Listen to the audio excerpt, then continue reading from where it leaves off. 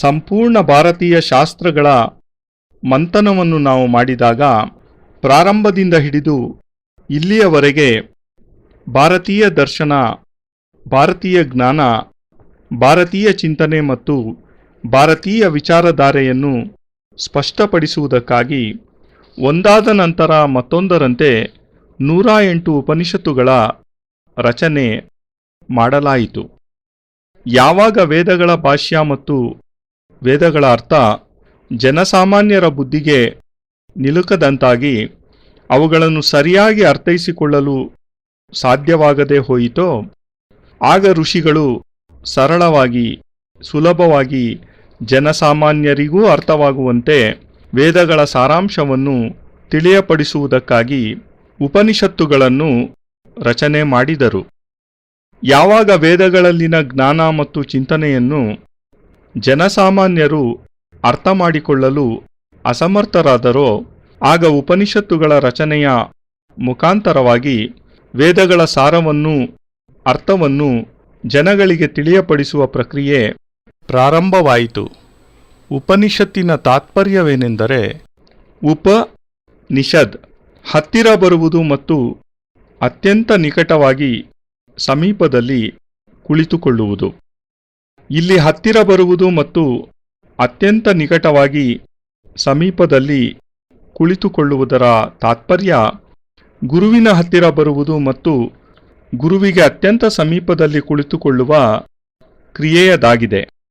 ಯಾರು ಗುರುವಿನ ಸಮೀಪದಲ್ಲಿ ಕುಳಿತುಕೊಳ್ಳುತ್ತಾರೋ, ಯಾರು ಗುರುವಿನಿಂದ ವಿದ್ಯೆ ಕಲಿಯುತ್ತಾರೋ, ಯಾರು ಗುರುವಿನ ಚಿಂತನೆ ಮಾಡುತ್ತಾರೋ, ಗುರುವಿನೊಡನೆ ಜ್ಞಾನಮಂಥನ ಮಾಡಿ ಜ್ಞಾನದ ಅಮೂಲ್ಯ ರತ್ನಗಳನ್ನು ಪ್ರಾಪ್ತಿ ಮಾಡಿಕೊಳ್ಳುತ್ತಾರೆಯೋ ಮತ್ತು ತಮ್ಮ ಜಿಜ್ಞಾಸೆಗಳ ಸಮಾಧಾನ ಕಂಡುಕೊಳ್ಳುತ್ತಾರೆಯೋ, ತಮ್ಮ ಮನಸ್ಸಿನ ಜಟಿಲವಾದ ಗ್ರಂಥಿಗಳನ್ನು ಮುಕ್ತಗೊಳಿಸುವ ಪ್ರಯಾಸ ಮಾಡುತ್ತಾರೆಯೋ ಮತ್ತು ಅಂತಹ ಪ್ರಯಾಸ ಮಾಡುವ ವ್ಯಕ್ತಿಯನ್ನೇ ಉಪನಿಷದ್ ಎಂದು ಕರೆಯುತ್ತಾರೆ.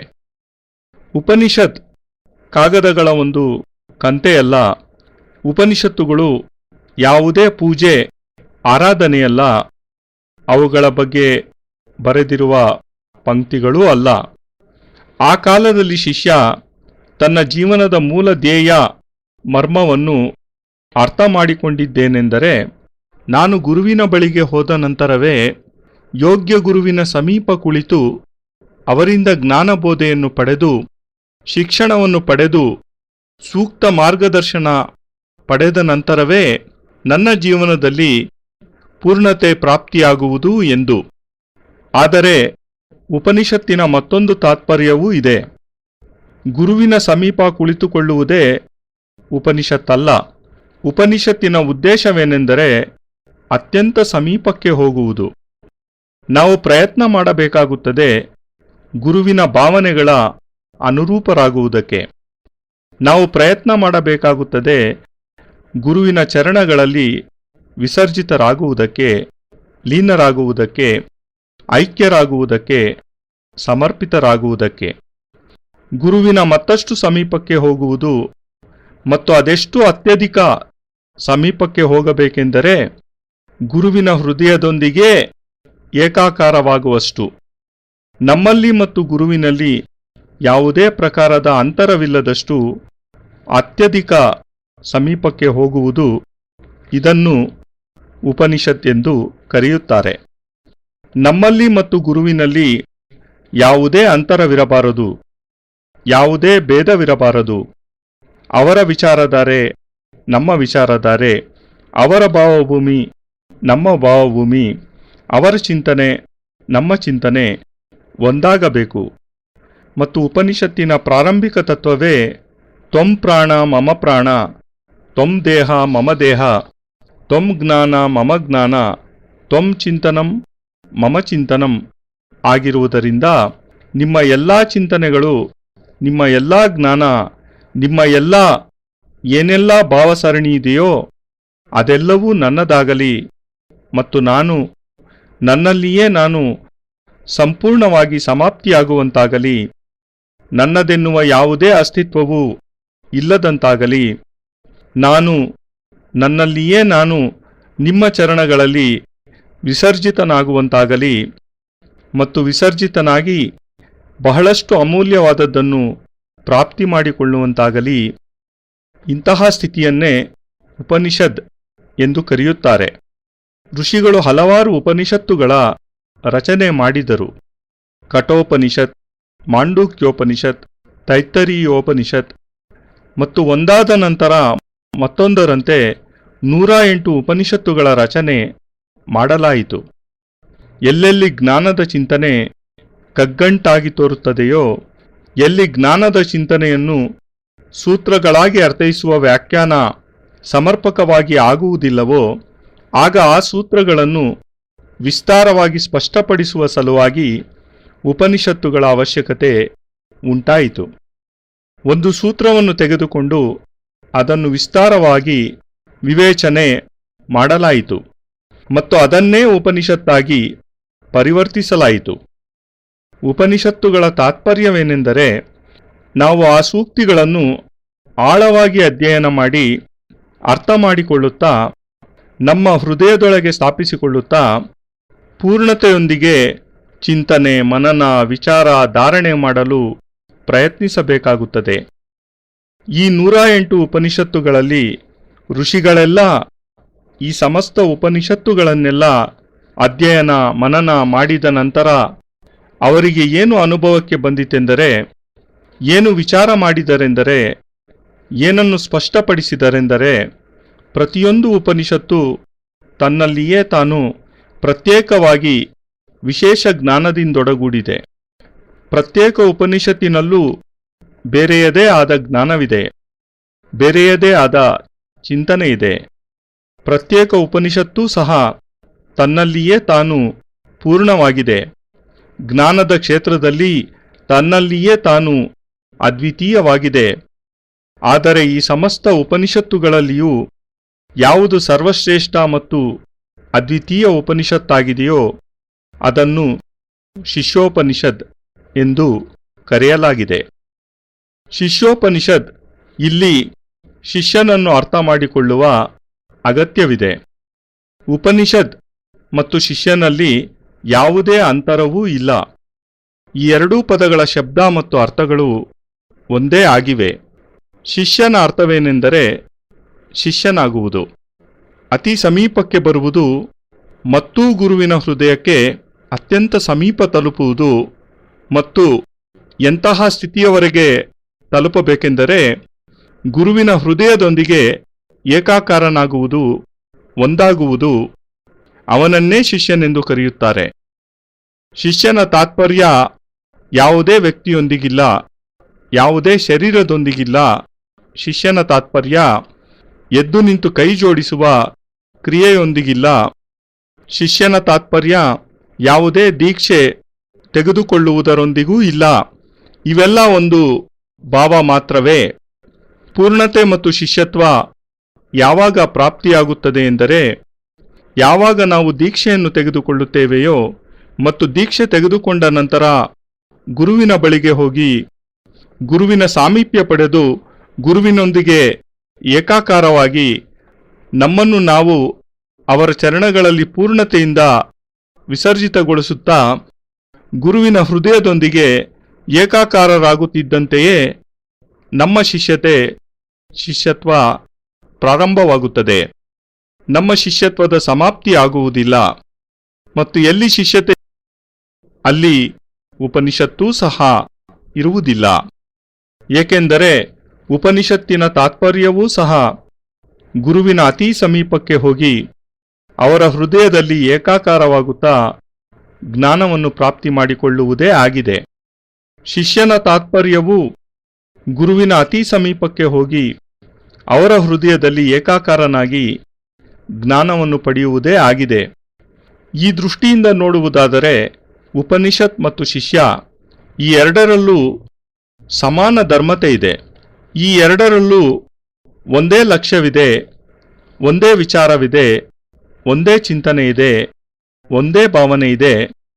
ಮತ್ತು ಈ ಎರಡೂ ಈ ಪಥಕ್ಕಾಗಿ, ಈ ದಾರಿಗಾಗಿ ಪ್ರಯತ್ನಶೀಲವಾಗಿವೆ. ಅದೇನೆಂದರೆ, ಜ್ಞಾನವೆಂಬ ಮಹಾಸಾಗರದಲ್ಲಿ ಕೆಲವೇ ಕೆಲವು ಹನಿಗಳನ್ನಾದರೂ ನಾವು ಪ್ರಾಪ್ತಿ ಮಾಡಿಕೊಳ್ಳಲಾಗುವುದೇ? ಯಾವುದು ಜ್ಞಾನವೆಂಬ ಅನಂತ ಸಮುದ್ರವಾಗಿದೆಯೋ ಅದರಲ್ಲಿ ಅವಗಾಹನೆ ಮಾಡುತ್ತಾ ನಮ್ಮನ್ನು ನಾವು ಪವಿತ್ರ ಮತ್ತು ದಿವ್ಯವಾಗಿಸಿಕೊಳ್ಳಬಹುದೇ?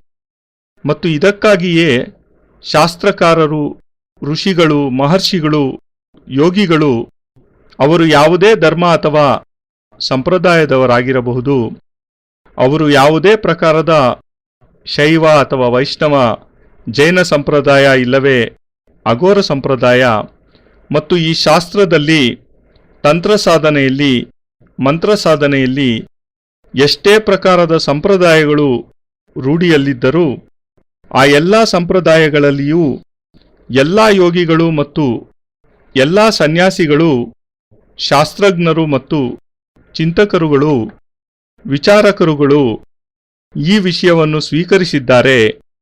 ಅದೇನೆಂದರೆ, ಎಲ್ಲಿಯವರೆಗೆ ನಾವು ಶಿಷ್ಯೋಪನಿಷತ್ತನ್ನು ಅರ್ಥ ಮಾಡಿಕೊಳ್ಳುವುದಿಲ್ಲವೋ, ಎಲ್ಲಿಯವರೆಗೆ ನಾವು ಅದನ್ನು ಹೃದಯದಲ್ಲಿ ಸ್ಥಾಪಿಸಿಕೊಳ್ಳುವುದಿಲ್ಲವೋ, ಅಲ್ಲಿಯವರೆಗೆ ಬೇರೆ ಉಪನಿಷತ್ತುಗಳನ್ನು ಓದುವುದೇ ವ್ಯರ್ಥ. ಅಲ್ಲಿಯವರೆಗೆ ಜೀವಂತವಾಗಿರುವುದು ವ್ಯರ್ಥವೇ. ಅಲ್ಲಿಯವರೆಗೂ ಜೀವನದಲ್ಲಿ ನಾವು ಮುಂದುವರಿಯುವ ಕ್ರಿಯೆಯೂ ಸಂಭವವಾಗುವುದೇ ಇಲ್ಲ.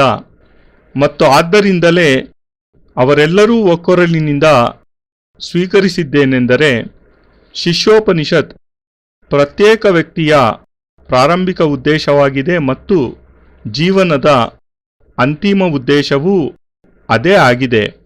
ಅನ್ಯ ಉಪನಿಷತ್ತುಗಳನ್ನು ಓದಿದರೂ ಓದದಿದ್ದರೂ ನಷ್ಟವೇನಿಲ್ಲ. ಅನ್ಯ ಉಪನಿಷತ್ತುಗಳ ಚರ್ಚೆ ಮಾಡಿದರೂ ಮಾಡದಿದ್ದರೂ ಪರವಾಗಿಲ್ಲ. ಅನ್ಯ ಉಪನಿಷತ್ತುಗಳ ಮರ್ಮವನ್ನು ಅರ್ಥ ಮಾಡಿಕೊಂಡರೂ ಅರ್ಥ ಮಾಡಿಕೊಳ್ಳದಿದ್ದರೂ ಅದೇನು ಅಂತಹ ಅಗತ್ಯವಾದದ್ದೇನಲ್ಲ. ಏಕೆಂದರೆ ನಾವು ಸರಿಯಾದ ವಿಧಾನದಲ್ಲಿ ಶಿಷ್ಯೋಪನಿಷತ್ತನ್ನು ಅರ್ಥ ಮಾಡಿಕೊಂಡಿದ್ದೇ ಆದರೆ ಮತ್ತು ಆ ಶಿಷ್ಯೋಪನಿಷತ್ತನ್ನು ನಮ್ಮ ಹೃದಯದಲ್ಲಿ ಸ್ಥಾಪನೆ ಮಾಡಿಕೊಂಡಿದ್ದೇ ಆದರೆ, ಅನ್ಯ ಉಪನಿಷತ್ತುಗಳು ತಮ್ಮಷ್ಟಕ್ಕೆ ತಾವೇ ನಮ್ಮ ಹೃದಯದಲ್ಲಿ ಸ್ಥಾಪನೆಯಾಗಿ ಬಿಡುತ್ತವೆ. ಅನ್ಯ ಉಪನಿಷತ್ತುಗಳು ತಮ್ಮಷ್ಟಕ್ಕೆ ತಾವೇ ನಮಗೆ ಅರ್ಥವಾಗಿ ಬಿಡುತ್ತವೆ. ಅವುಗಳಿಗಾಗಿ ವಿಶೇಷ ಪ್ರಯತ್ನ ಮಾಡುವ ಅವಶ್ಯಕತೆ ಇಲ್ಲ. ಏಕೆಂದರೆ ಯಾವಾಗ ನಾವು ಗುರುವಿನ ಹೃದಯದೊಳಗೆ ಪ್ರವೇಶಿಸುತ್ತೇವೆಯೋ, ಗುರುವಿನ ಅಗಾಧವಾದ ಜ್ಞಾನ ಸಂಪತ್ತಿನೊಂದಿಗೆ ನಮ್ಮ ಸಂಪರ್ಕ ಏರ್ಪಡುತ್ತದೆ. ಆ ಅಗಾಧ ಜ್ಞಾನ ಸಂಪತ್ತಿನೊಂದಿಗೆ ನಮ್ಮ ಸಂಬಂಧವೂ ಸ್ಥಾಪಿತವಾಗುತ್ತದೆ. ಆ ಎಲ್ಲ ಜ್ಞಾನವೂ ಸಹ ತನ್ನಷ್ಟಕ್ಕೆ ತಾನೇ ನಮಗೆ ಪ್ರಾಪ್ತಿಯಾಗಿ ಬಿಡುತ್ತದೆ. ಮತ್ತು ಆದ್ದರಿಂದಲೇ ಮಹರ್ಷಿಗಳೆಲ್ಲ ಒಮ್ಮತದಿಂದ ಹೇಳುತ್ತಾರೆ, ಪ್ರತಿಯೊಬ್ಬ ಶಿಷ್ಯನೂ ಸಹ ಪ್ರಪ್ರಥಮವಾಗಿ ಶಿಷ್ಯೋಪನಿಷತ್ತನ್ನು ಅಧ್ಯಯನ ಮಾಡಲೇಬೇಕು. ಮತ್ತು ಅಧ್ಯಯನವನ್ನಷ್ಟೇ ಮಾಡಿದರೆ ಸಾಲದು, ಅದರಲ್ಲಿನ ಶ್ಲೋಕಗಳೆಲ್ಲವನ್ನೂ ಅರ್ಥ ಮಾಡಿಕೊಳ್ಳಬೇಕು. ಅರ್ಥ ಮಾಡಿಕೊಳ್ಳುವುದರ ಜೊತೆಯಲ್ಲಿಯೇ ಅವನ್ನೆಲ್ಲ ತಮ್ಮ ಹೃದಯದಲ್ಲಿ ಸ್ಥಾಪಿಸಿಕೊಳ್ಳಬೇಕಾಗುತ್ತದೆ ಮತ್ತು ಜೀವನದಲ್ಲಿಯೂ ಅದನ್ನು ಅಳವಡಿಸಿಕೊಳ್ಳಬೇಕಾಗುತ್ತದೆ ಮತ್ತು ನಮ್ಮ ವ್ಯಾವಹಾರಿಕ ಪ್ರಪಂಚದಲ್ಲಿಯೂ ಸಹ ಅದನ್ನು ಉಪಯೋಗಿಸಬೇಕಾಗುತ್ತದೆ.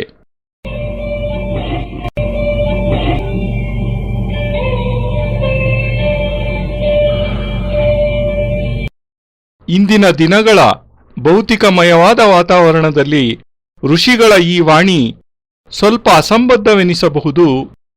ಇಂದಿನ ಸ್ವಾರ್ಥಮಯವಾದ ಯುಗದಲ್ಲಿ ನಮಗನ್ನಿಸಬಹುದು, ಇದೇನು ಗುರುವು ತನ್ನ ಪ್ರಶಂಸೆಯನ್ನು ಸ್ವಲ್ಪ ಹೆಚ್ಚಾಗಿಯೇ ಮಾಡಿಕೊಂಡಿರುವರಲ್ಲ ಎಂದು. ಆದರೆ ವಿಷಯ ಖಂಡಿತವಾಗಿಯೂ ಹಾಗಿಲ್ಲ. ನಮಗೆ ಹರಿದ್ವಾರದಲ್ಲಿ ಸ್ನಾನ, ಗಂಗೆಯಲ್ಲಿ ಸ್ನಾನ ಮಾಡಿ ಪವಿತ್ರರಾಗಬೇಕೆನಿಸಿದರೆ ನಾವು ಹರಿದ್ವಾರಕ್ಕೆ ಹೋಗಲೇಬೇಕಾಗುತ್ತದೆ ಮತ್ತು ಗಂಗಾ ನದಿಯಲ್ಲಿ ಧುಮುಕಲೇಬೇಕಾಗುತ್ತದೆ. ಮಾನಸ ಸರೋವರದಲ್ಲಿ ಮಿಂದು ಪುನೀತರಾಗುವ ಇಚ್ಛೆ ಇದ್ದರೆ ಮಾನಸ ಸರೋವರದ ಯಾತ್ರೆಯನ್ನು ಮಾಡಲೇಬೇಕಾಗುತ್ತದೆ. ಮತ್ತು ನಾವು ಜ್ಞಾನದ ಪೂರ್ಣತೆಯನ್ನು ಪಡೆಯಲು ಬಯಸುವುದಾದರೆ ಗುರುವಿನ ಅತ್ಯಂತ ಸಮೀಪಕ್ಕೆ ಹೋಗಲೇಬೇಕಾಗುತ್ತದೆ ಅವರಲ್ಲಿ ಪೂರ್ಣವಾಗಿ ಏಕಾಕಾರವಾಗಲೇಬೇಕಾಗುತ್ತದೆ, ಲೀನವಾಗಬೇಕಾಗುತ್ತದೆ. ಆದ್ದರಿಂದಲೇ ನಾವು ಜೀವನದಲ್ಲಿ ಆ ಪೂರ್ಣ ಸತ್ಯದ ದರ್ಶನ ಮಾಡಲೇಬೇಕೆಂದು ಬಯಸಿದ್ದೇ ಆದರೆ, ಆ ಪೂರ್ಣತ್ವದ ದರ್ಶನ ಮಾಡಲು ಇಚ್ಛಿಸಿದ್ದೇ ಆದರೆ, ನಾವು ಪೂರ್ಣಮದಃ ಪೂರ್ಣಮಿದಂ ಆಗಲು ಪ್ರಯತ್ನಿಸಿದ್ದೇ ಆದರೆ, ನಾವು ಶಿಷ್ಯನ ಶಿಷ್ಯತ್ವದ ಪರಿಭಾಷೆಯನ್ನು ಅರ್ಥ ಮಾಡಿಕೊಳ್ಳಲೇಬೇಕಾಗುತ್ತದೆ. ಗುರುವಿನ ಅತ್ಯಂತ ಸಮೀಪದಲ್ಲಿ ಹೋಗಲೇಬೇಕಾಗುತ್ತದೆ. ಏಕೆಂದರೆ ಎಲ್ಲಾ ಜ್ಞಾನವು ಪುಸ್ತಕಗಳಲ್ಲಿಯೇ ಬರೆದಿರುವುದಿಲ್ಲ, ಮತ್ತು ಜ್ಞಾನ ಪುಸ್ತಕಗಳಲ್ಲಿ ಬರೆದಿರುವುದಾದರೂ ಸಹ ಪುಸ್ತಕಗಳಿಂದ ಆ ಜ್ಞಾನದ ವಿವೇಚನೆ ಮಾಡಲಾಗುವುದಿಲ್ಲ. ಜ್ಞಾನವನ್ನು ಯಾರಿಗೂ ಅರ್ಥೈಸಲಾಗುವುದಿಲ್ಲ, ಹಾಗೂ ಜ್ಞಾನವನ್ನು ಯಾರ ಹೃದಯದಲ್ಲಿಯೂ ಸಹ ಸ್ಥಾಪಿಸಲು ಸಾಧ್ಯವಾಗುವುದಿಲ್ಲ. ಜ್ಞಾನವನ್ನು ಹೃದಯದಲ್ಲಿ ಸ್ಥಾಪಿಸಬೇಕಾದರೆ ಅದಕ್ಕೆ ಗುರುವಿನ ಅತ್ಯಂತ ಅವಶ್ಯಕತೆ ಇದೆ. ಯಾವಾಗ ಗುರುವಾದವನು ನಮಗೆ ಬೋಧಿಸುತ್ತಾನೋ, ಈ ಪಂಕ್ತಿಯ, ಈ ತತ್ವದ, ಈ ಧಾರಣೆಯ ಅರ್ಥವೇನು ಎಂದು, ಆಗ ಮಾತ್ರವೇ ನಮ್ಮಲ್ಲಿ ಅರಿವು ಮೂಡಲು ಸಾಧ್ಯವಾಗುತ್ತದೆ. ನಾವು ಶಂಕರಾಚಾರ್ಯರನ್ನು ಅರ್ಥ ಮಾಡಿಕೊಳ್ಳಲು ಬಯಸಿದ್ದೇ ಆದರೆ, ಶಂಕರಾಚಾರ್ಯರು ರಚಿಸಿರುವ ಯಾವುದೇ ಗ್ರಂಥ ನಮಗೆ ಅವರನ್ನು ಅರಿಯಲು ನೆರವಾಗಲಾರದು. ಶಂಕರ ಭಾಷ್ಯ ನಮಗೆ ಪೂರ್ಣ ಜ್ಞಾನ, ಪೂರ್ಣ ಚಿಂತನೆಯನ್ನು ಕೊಡಲಾರದು. ಇದಕ್ಕಾಗಿ ಗುರುವಿನ ಅವಶ್ಯಕತೆ ಇದೆ. ಎಂತಹ ಗುರುವಿನ ಅವಶ್ಯಕತೆ ಇದೆ ಎಂದರೆ, ಯಾವ ಗುರುವು ತನ್ನ ಜ್ಞಾನ ಬಲದಿಂದ, ತನ್ನ ಸಾಧನಾ ಬಲದಿಂದ ತನ್ನೊಳಗೆ ಶಂಕರಾಚಾರ್ಯರನ್ನು ಸ್ಥಾಪಿಸಿಕೊಂಡಿರುತ್ತಾನೋ ಅಂತಹ ಗುರುವಿನ ಅವಶ್ಯಕತೆ ಇದೆ. ಯಾವಾಗ ಗುರುವು ಶಂಕರಾಚಾರ್ಯರನ್ನು ತನ್ನ ಶರೀರದಲ್ಲಿ, ಹೃದಯದಲ್ಲಿ, ಪ್ರಾಣದಲ್ಲಿ ಸಮಾಹಿತಗೊಳಿಸಿಕೊಳ್ಳುತ್ತಾನೋ, ಆಗ ಗುರುವಿನ ಹೃದಯ ಸಿಂಹಾಸನದಲ್ಲಿ ಶಂಕರಾಚಾರ್ಯರೇ ಸ್ವಯಂ ತಮ್ಮದೇ ಆದ ಶಂಕರ ಭಾಷ್ಯದ ಮೂಲ ಭಾವನೆಯನ್ನು, ಮೂಲ ತಾತ್ಪರ್ಯವನ್ನು ಸ್ಪಷ್ಟಪಡಿಸಲು, ಅಂದರೆ ಶಂಕರ ಭಾಷ್ಯದಲ್ಲಿ ತಾವೇನು ಹೇಳಲು ಬಯಸಿದ್ದರೆಂಬುದನ್ನು ಸ್ಪಷ್ಟಪಡಿಸಲು ಸಾಧ್ಯವಾಗುತ್ತದೆ. ಮತ್ತು ಆಗ ಗುರುವು ಆ ಮೂಲ ಚಿಂತನೆಯನ್ನು ತನ್ನ ಶಿಷ್ಯನಿಗೆ ಕೊಡಬೇಕಾಗುತ್ತದೆ. ಮತ್ತು ಈ ರೀತಿ ಮಾಡುವುದರಿಂದ ಮಾತ್ರವೇ ಗುರುವಿನ ಮೂಲ ಚಿಂತನೆ ಒಂದು ಪರಿಧಿ, ಒಂದು ವಿಧಾನ, ಒಂದು ದಾರಿಯಾಗುತ್ತದೆ. ಶಂಕರಾಚಾರ್ಯರ ಮೂಲ ರೂಪದ ಜ್ಞಾನ ಗುರುವಿನ ಹೃದಯದಲ್ಲಿ ಸ್ಥಾಪಿತವಾಗಿ, ನಂತರ ಅದೇ ಜ್ಞಾನ ಗುರುವಿನ ಹೃದಯದಿಂದ ಯಥಾವತ್ತಾಗಿ ಶಿಷ್ಯನ ಹೃದಯದಲ್ಲಿ ಸ್ಥಾಪಿತವಾಗುತ್ತದೆ. ಇದರಲ್ಲಿ ಯಾವುದೇ ಕೃತ್ರಿಮತೆ ಆಗಲಿ, ಭೇದವಾಗಲಿ, ಅಂತರವಾಗಲಿ ಬರುವುದಿಲ್ಲ. ಇದು ಅವಶ್ಯಕವಾಗಿದೆ. ಇದು ಗುರುವಾದವನಿಗೆ ಕಠಿಣವಾದ ಕ್ರಿಯೆಯಾಗಿದೆ. ಮತ್ತು ಗುರುವು ತನ್ನಲ್ಲಿಯೇ ತಾನು ಯೋಗ್ಯನಾಗಿದ್ದು, ತನ್ನಲ್ಲಿಯೇ ತಾನು ಅದ್ವಿತೀಯನಾಗಿದ್ದು, ಮತ್ತು ತನ್ನಲ್ಲಿಯೇ ತಾನು ಶ್ರೇಷ್ಠನಾಗಿದ್ದರೆ ಮಾತ್ರವೇ ಈ ರೀತಿ ಅವನಿಂದ ಮಾಡಲು ಸಾಧ್ಯವಾಗುತ್ತದೆ.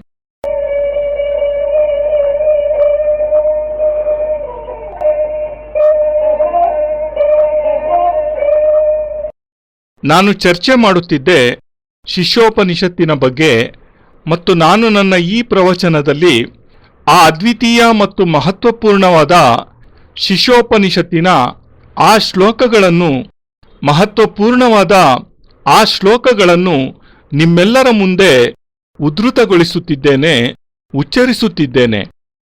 ಯಾವುದು ಈ ಶಿಷ್ಯೋಪನಿಷತ್ತಿನ ಮಂಥನವಾಗಿದೆಯೋ ಹಾಗೂ ಸಾರಭೂತವಾದ ಚಿಂತನೆಯಾಗಿದೆಯೋ ಆ ಶ್ಲೋಕರತ್ನಗಳನ್ನು ನಾನೀಗ ಉಚ್ಚರಿಸುತ್ತಿದ್ದೇನೆ. ಈ ಅತ್ಯಂತ ಶ್ರೇಷ್ಠತಮ ಶ್ಲೋಕಗಳ ಭಾವಾರ್ಥವನ್ನೂ ಸಹ ನಾನು ನಿಮ್ಮೆದುರಿನಲ್ಲಿ ಸ್ಪಷ್ಟಪಡಿಸಲಿದ್ದೇನೆ.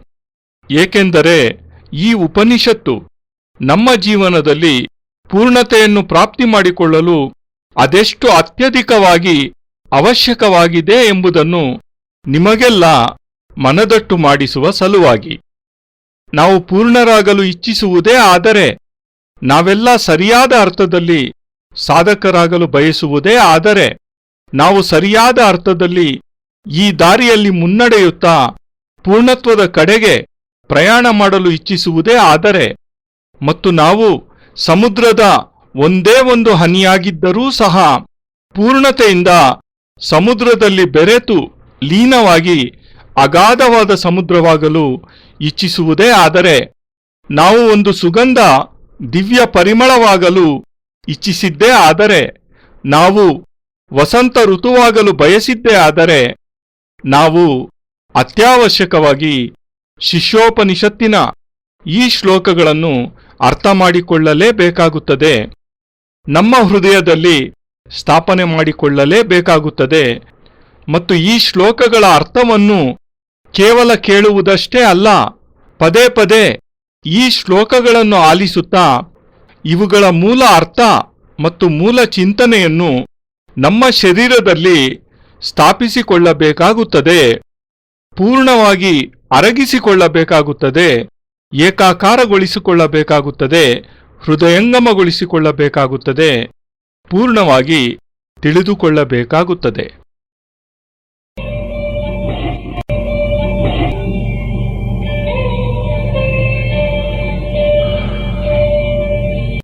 ನಾರಾಯಣೋತ್ವಂ ನಿಖಿಲೇಶ್ವರೋತ್ವಂ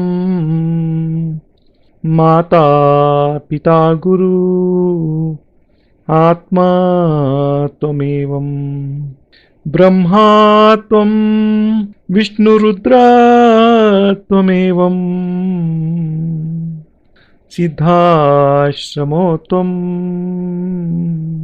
ಗುರುವಂ ಪ್ರಣಮ್ಯಂ ತ್ವಮೇವ ಮಾತಾ ಚ ಪಿತಾ ತ್ವಮೇವ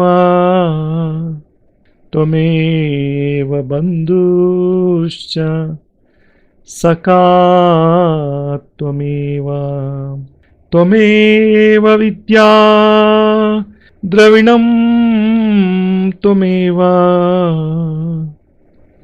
ತ್ವಮೇವ ಸರ್ವಂ ಮಮ ದೇವ ದೇವ.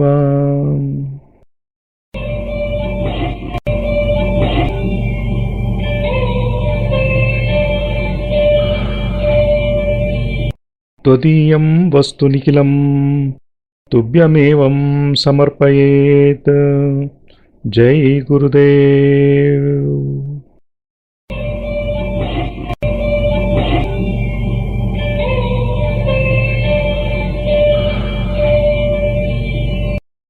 ಪರಮಪೂಜ್ಯ ಗುರುದೇವ್ ಯೋಗಿರಾಜ್ ಸ್ವಾಮಿ ನಿಖಿಲೇಶ್ವರಾನಂದಜಿ ಮಹಾರಾಜರ ಪವಿತ್ರತಮ ದಿವ್ಯ ಚರಣಾರವಿಂದಗಳಲ್ಲಿ ಸಪ್ರೇಮಪೂರ್ವಕ ಸಮರ್ಪಣೆ ಈ ಭಾವಾನುವಾದ. ಅತ್ಯಂತ ಕೃತಜ್ಞತಾಪೂರ್ವಕವಾಗಿ ಗುರೂಜಿ ನಿಖಿಲ್ ಸಚ್ಚಿದಾನಂದ.